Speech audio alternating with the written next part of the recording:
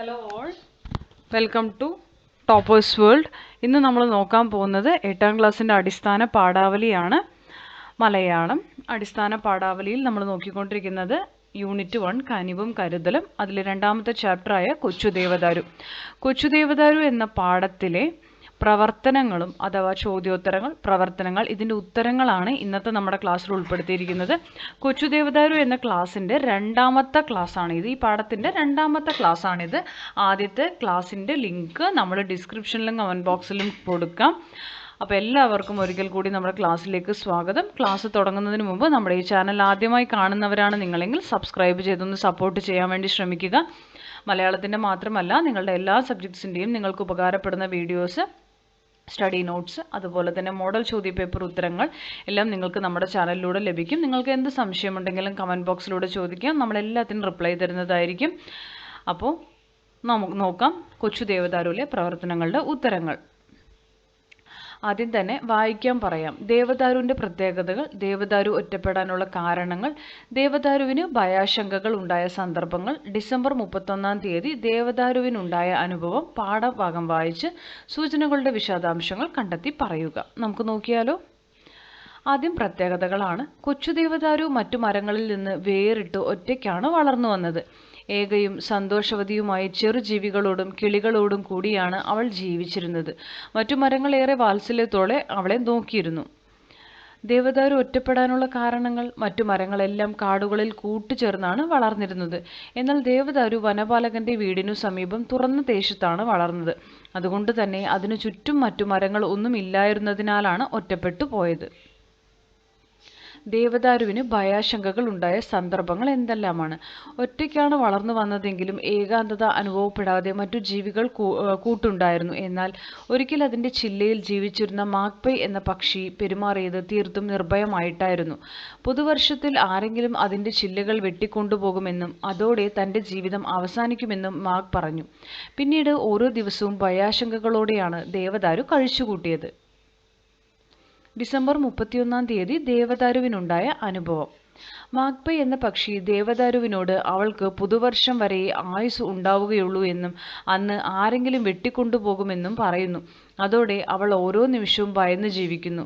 December മാസത്തെ കനത്ത മഞ്ഞ് വീണ് സ്വയം മൂടപ്പെട്ട ദേവദാരു ഇനി തന്നെ ആരും കാണില്ലല്ലോ എന്നോർത്ത് സന്തോഷിക്കുന്നു. എന്നാൽ പുതുവർഷത്തലേന്ന് വനപാലകൻ അവളെ തേടിയെത്തുന്നു. വർദ്ധിച്ച ഭയത്താൽ തൻ്റെ അന്ത്യം അടുത്തു എന്ന് കരുതി അവൾ ബോധം കെട്ടു വീഴുന്നു. മരങ്ങളുടെ മഹത്വം അറിയാമായിരുന്ന വനപാലകൻ ദേവദാരുവിൻ്റെ സ്ഥാനം നോക്കി പുതുവർഷത്തിനായി അലങ്കരിക്കുകയായിരുന്നു. എല്ലാ വർഷങ്ങളിലും അങ്ങനെ തന്നെ അവളെ നിലനിർത്താം എന്നയാളാണ് കേട്ടോ.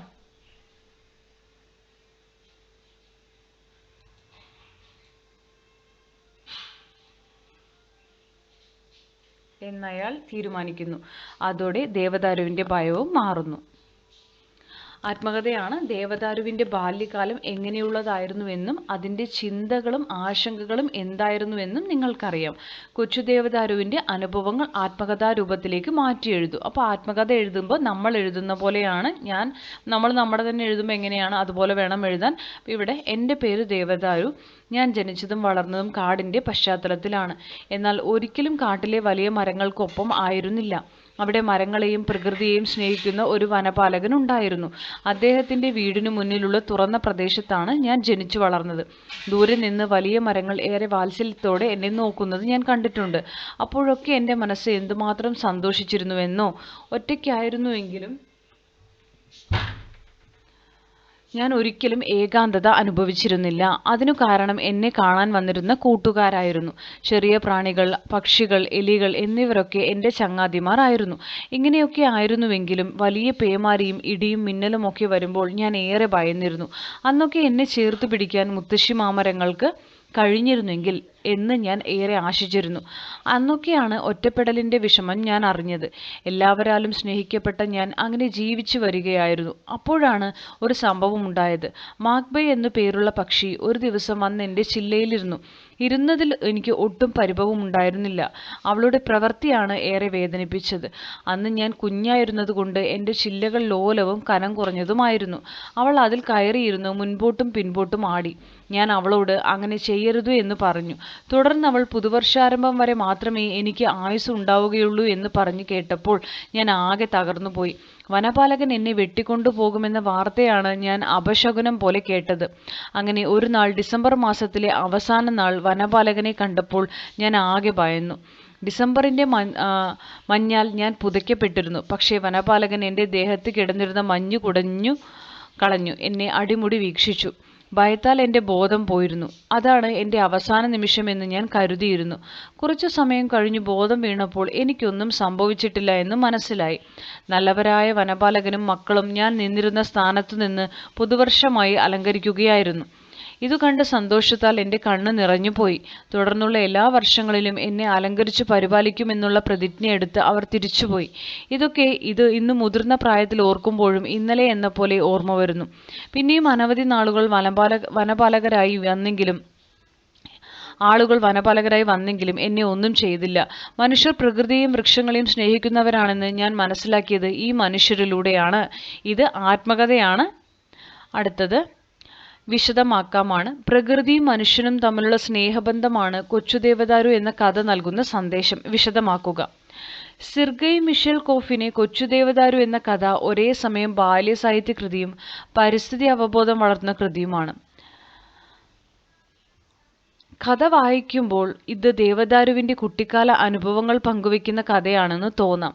എന്നാൽ ഇത് ദേവദാരു ജീവിക്കുന്ന ആവാസ വ്യവസ്ഥകളെയും ഋതുവൈവിധ്യങ്ങളെയും വൃക്ഷജന്തുജാലങ്ങളെയും അവയുടെ സഹവർത്തിത്വത്തെയും കാണിച്ചു തരുന്നു. കഥയുടെ ആദ്യ ഭാഗത്തിൽ ദേവദാരുവും മറ്റു വൃക്ഷങ്ങളും എങ്ങനെയാണ് വളരുന്നത് എന്ന് പറയുന്നു. മഞ്ഞും മഴയും വെയിലുമൊക്കെ എങ്ങനെയാണ് വൃക്ഷങ്ങൾ അതിജീവിക്കുന്നതെന്നും കഥയിൽ കാണാൻ സാധിക്കുന്നു. മനുഷ്യൻ പ്രകൃതിയെ എല്ലായിടത്തും നശിപ്പിക്കുന്ന കാഴ്ചയാണ് വർത്തമാനകാലത്ത് കാണാൻ കഴിയുന്നത്. എന്നാൽ പ്രകൃതിയെ സ്നേഹിക്കുകയും സംരക്ഷിക്കുകയും ചെയ്യുന്ന മനുഷ്യരുണ്ടെന്ന് ഈ കഥ നമ്മോട് പറയുന്നു. കഥയിലെ വനപാലകരും മക്കളും പ്രകൃതി സംരക്ഷണത്തിന് പ്രാധാന്യം തിരിച്ചറിയുന്ന മനുഷ്യപ്രതീകങ്ങളാണ്. സാധാരണയായി മനുഷ്യർ ദേവദാരുവിൻ്റെ ചില്ലകളൊക്കെ വെട്ടിയെടുത്ത് കൊണ്ടുപോയാണ് പുതുവർഷം അലങ്കരിക്കുന്നത്. എന്നാൽ കഥയിലെ വനപാലകനും മക്കളും ദേവദാരു എവിടെയാണോ നിൽക്കുന്നത് അവിടെ വെച്ച് തന്നെ അവളെ അലങ്കരിച്ചു പുതുവർഷം ആഘോഷിക്കാനാണ് തീരുമാനിക്കുന്നത്. എല്ലാ വർഷവും ആഘോഷം അങ്ങനെ മതി എന്ന് അയാൾ തീരുമാനിക്കുന്നു.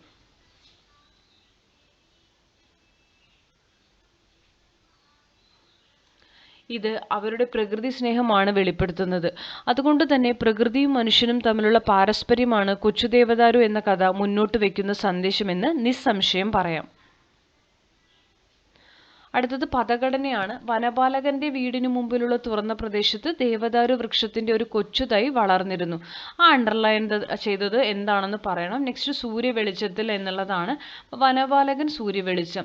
ഇങ്ങനെ പദങ്ങൾ ചേർത്ത് എഴുതുമ്പോഴും വേർതിരിച്ച് എഴുതുമ്പോഴും പദഘടനയിൽ എന്തു മാറ്റമാണ് ഉണ്ടാവുന്നത് ചർച്ച ചെയ്യൂ. കൂടുതൽ പദങ്ങൾ കണ്ടെത്തൂ. വനപാലകൻ എന്ന് പറഞ്ഞാൽ വനത്തെ പരിപാലിക്കുന്നവൻ. സൂര്യവെളിച്ചം നമ്മളൊന്ന് എന്തെഴുതുകയാണ്, വേർതിരിച്ച് എഴുതുമ്പോൾ സൂര്യന്റെ വെളിച്ചം. വനത്തെ പാലിക്കുന്നവൻ എന്ന പ്രയോഗത്തിൽ വനത്തിനെ സംരക്ഷിക്കുന്നവൻ എന്ന അർത്ഥമാണ് ഉള്ളത്. വനം പ്ലസ് എ, വനത്തെ ഇവിടെ. എ എന്നത് പ്രതിഗ്രാഹിക വിഭക്തിയുടെ പ്രത്യയമാണ്. വിഭക്തി എന്നാൽ വാക്യത്തിലെ മറ്റു പദങ്ങളുമായുള്ള ബന്ധത്തെ കുറിക്കാൻ നാമത്തിൽ വരുത്തുന്ന രൂപഭേദമാണ്. വനപാലകൻ എന്ന പദത്തിൽ വനം എന്ന നാമത്തോട് എ എന്ന പ്രത്യയം ചേർത്ത് വനത്തെ എന്നാക്കുന്നു.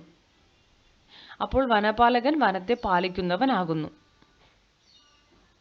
സൂര്യവെളിച്ചം എന്നാൽ സൂര്യന്റെ വെളിച്ചം എന്നാണ് അർത്ഥം. സൂര്യന്റെ എന്നതിലെ ന്റെ എന്നത് സംബന്ധിക വിഭക്തിയുടെ പ്രത്യയമാണ്. അപ്പോൾ വിഭക്തി ആണ് ഇവിടെ ഗ്രാമർ വരുന്നത് കേട്ടോ. നാമത്തിനോട് ന്റെ, ഉടെ എന്നീ പ്രത്യയങ്ങൾ ചേരുന്നത് സംബന്ധിക വിഭക്തിയിലൂടെയാണ്. സൂര്യന്റെ വെളിച്ചം, സൂര്യവെളിച്ചം. കൂടുതൽ പദങ്ങൾ കനിവിനുറവ, കനിവിൻ്റെ ഉറവ. ഇൻ്റെ എന്നുള്ള വിഭക്തിയാണ് അവിടെ. വൃക്ഷത്തൈ, വൃക്ഷത്തിൻ്റെ തൈ. ഇടിമിന്നൽ, ഇടിയും മിന്നലും. ഓക്കെ. അടുത്തത് ലഘുലേഖയാണ്. ലോക പരിസ്ഥിതി ദിനത്തിൽ സ്കൂളിൽ വിതരണം ചെയ്യുന്നതിനായി ലഘുലേഖ തയ്യാറാക്കുക. വിഷയം പരിസ്ഥിതിയും വികസനവും. നിങ്ങൾ നിങ്ങളുടെ സ്കൂളിൻ്റെ പേരും വിലാസവും കൊടുക്കുക. ഹെഡിങ് പ്രകൃതിയെ കാക്കാം, ജീവൻ തണലേകാം. പ്രകൃതി സംരക്ഷണ ബോധവൽക്കരണ ലഘുലേഖയാണ്. ജീവന് നാക്കുക കേട്ടോ. ഇതൊരു ചന്ദ്രക്കല ഇട്ടാൽ മതി. പ്രകൃതി നശീകരണം എങ്ങനെയെല്ലാം: മരം മുറിക്കൽ, മണ്ണിടിക്കൽ, പ്ലാസ്റ്റിക് മാലിന്യം വലിച്ചെറിയൽ, ഫാക്ടറി മാലിന്യം ഒഴുക്കിവിടൽ, വാഹനങ്ങൾ ആവശ്യമില്ലാതെ സ്റ്റാർട്ട് ചെയ്ത് പുക പുറന്തള്ളൽ, അശാസ്ത്രീയമായ കെട്ടിട നിർമ്മാണ രീതി, പ്രകൃതിലോല പ്രദേശങ്ങളിലെ മനുഷ്യന്റെ കൈകടത്തൽ. വയൽ നികത്തൽ, ജലസ്രോതസ്സുകളിൽ മാലിന്യം വലിച്ചെറിയൽ. എങ്ങനെ പ്രകൃതിയെ സംരക്ഷിക്കാം? മരങ്ങൾ നട്ടുപിടിപ്പിക്കുക, പുകമലിനീകരണം കുറയ്ക്കുക, ജലസ്രോതസ്സുകളിലും പൊതുസ്ഥലത്തും മാലിന്യങ്ങൾ വലിച്ചെറിയാതിരിക്കുക, പ്രകൃതിക്കിണങ്ങുന്ന കെട്ടിടങ്ങൾ നിർമ്മിക്കുക, കൃഷിയിടങ്ങളിൽ ജൈവവളങ്ങൾ ഉപയോഗിക്കുക, മണ്ണിടിക്കുന്നത് തടയുക, പാരിസ്ഥിതിക ലോല പ്രദേശങ്ങളിലെ അനധികൃത നിർമ്മാണങ്ങൾ തടയുക, പ്ലാസ്റ്റിക് ഉപയോഗവും പ്ലാസ്റ്റിക് കത്തിക്കുന്നതും ഒഴിവാക്കുക. പരിസ്ഥിതി മലിനീകരണം ശ്രദ്ധയിൽപ്പെട്ടാൽ അധികാരികളെ അറിയിക്കുവാനുള്ള നമ്പർ നിങ്ങൾ കൊടുക്കുക കേട്ടോ. ഏതെങ്കിലും ഒരു നമ്പർ അവിടെ കൊടുക്കുക. നെക്സ്റ്റ്, മരങ്ങൾ പൂക്കുന്നത് എന്ന് പറഞ്ഞ് റഫീഖ് അഹമ്മദിൻ്റെ ഒരു കവിത തന്നിട്ടുണ്ട്. ഇരുമരങ്ങളീ വഴിയരികത്ത് ഒരേ മഴ നനഞ്ഞൊരേ വെയിൽ കൊടിച്ചിരുണ്ട പച്ചില തഴപ്പുമായി നിൽക്കും. ഒരേ നിലാവ് വീണവയുടെ ഇലത്തലപ്പുകൾ മിന്നും. ഒരേ നക്ഷത്രങ്ങൾ അവയുടെ മുടിയിഴകൾക്കുള്ളിൽ വന്നൊളിച്ചു കൺചിമ്മും. പരസ്പരം മിണ്ടാതൊരേ മണ്ണിൽ തന്നെ ഒരേ കാറ്റിൽ തുള്ളി ഇളകുമെന്നാലും അവരോ വെവ്വേറെ മരങ്ങളായി നിൽക്കും. ഒരേ പുലർച്ചയിൽ ഇരുമരങ്ങളും നിറയെ പൂക്കളാൽ ജ്വലിച്ചുലഞ്ഞിടും. ഒരു പക്ഷേ മണ്ണിനടിയിൽ ഗൂഢമായി അവ തമ്മിൽ വേരാൽ തൊടുന്നുണ്ടാവുമോ? റഫീഖ് അഹമ്മദിൻ്റെ ഒരു കവിതയാണ്. റഫീഖ് അഹമ്മദിൻ്റെ കവിതകൾ റഫീഖ് അഹമ്മദ്. നിരീക്ഷണക്കുറിപ്പാണ്. മരങ്ങൾ പൂക്കുന്നത് എന്ന കവിതയിലും കൊച്ചുദേവദാരു എന്ന കഥയിലും ഒരേ ആശയം തന്നെയാണോ പ്രകടമാകുന്നത്? നിങ്ങളുടെ നിരീക്ഷണങ്ങൾ ഉൾപ്പെടുത്തി കുറിപ്പ് തയ്യാറാക്കൂ. നമുക്ക് ആ നിരീക്ഷണക്കുറിപ്പൊന്ന് കണ്ടിട്ട് വരാം. റഫീഖ് അഹമ്മദിൻ്റെ മരങ്ങൾ പൂക്കുന്നത് എന്ന കവിതയും സെർഗെയ് മിഷേൽക്കോഫിൻ്റെ കൊച്ചുദേവദാരു എന്ന കഥയും പ്രകൃതിയുടെയും വൃക്ഷങ്ങളുടെയും ആത്മബന്ധത്തെയും അവയുടെ അതിജീവനത്തെയും ദൃശ്യവൽക്കരിക്കുന്ന മനോഹരമായ രണ്ട് കൃതികളാണ്. രണ്ടു കൃതികളും മുന്നോട്ട് വയ്ക്കുന്ന പ്രധാന ആശയം ഒന്നുതന്നെയാണ്: പ്രകൃതിയിലെ സഹവർത്തിത്വവും പരസ്പര സ്നേഹവും. കൊച്ചുദേവദാരു എന്ന കഥയിൽ കാട്ടിലെ മുത്തശ്ശിമാമരങ്ങൾ ദൂരെ നിന്നുപോലും ഏറെ വാത്സല്യത്തോടെയാണ് കൊച്ചുദേവദാരുവിനെ നോക്കിയിരുന്നത്. ഘട്ടങ്ങളിൽ അവയെ ചേർത്തുപിടിക്കാൻ ദേവദാരു ആഗ്രഹിക്കുന്നുമുണ്ട്. ഇതേ ആശയം തന്നെയാണ് മരങ്ങൾ പൂക്കുന്നത് എന്ന കവിതയുടെ അവസാന വരികളിലും പ്രതിഫലിക്കുന്നത്. മണ്ണിനടിയിലാണ് കേട്ടോ, ആക്കണേ.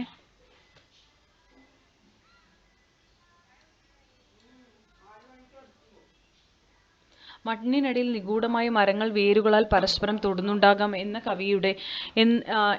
കവിയുടെ സങ്കല്പം വൃക്ഷങ്ങൾക്കിടയിലെ ഈ ആഴമേറിയ ബന്ധത്തെയാണ് സൂചിപ്പിക്കുന്നത്.